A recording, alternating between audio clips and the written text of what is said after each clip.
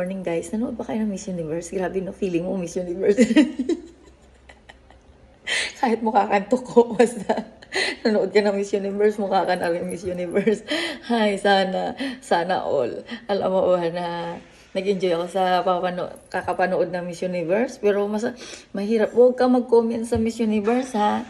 Kasi pag nag-comments ka, mababash ka. Kapag nabash ka ng mukhang tuko, basta ng mukhang tuko, kasi nga yung pinili mo ang tuko.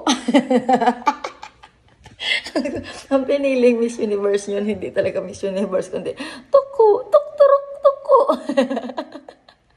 Nanood ka ng Miss Universe para, alam mo na, ma-feeling experience mo naman yung parang Miss Universe ka na rin. Pero grabe, ang ganda mo ng Miss Universe. Ang ganda, ang gaganda talaga ng napili.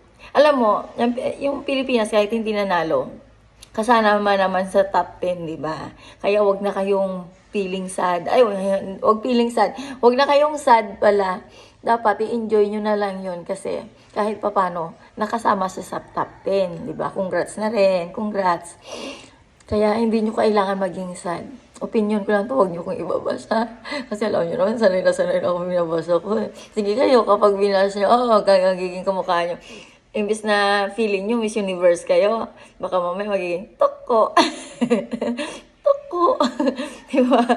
Ay, nako, kayo din. Bahala kayo. Basta ako. Nandito ako sa aking home sweet home kung saan happy si Rohelia. Happy not birthday. Bukas ang celebrate. Kapag naghanda kayo, happy birthday.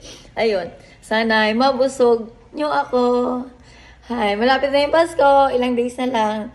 Malapit na yung birthday ng anak ko. Advance happy birthday, anak. Sorry.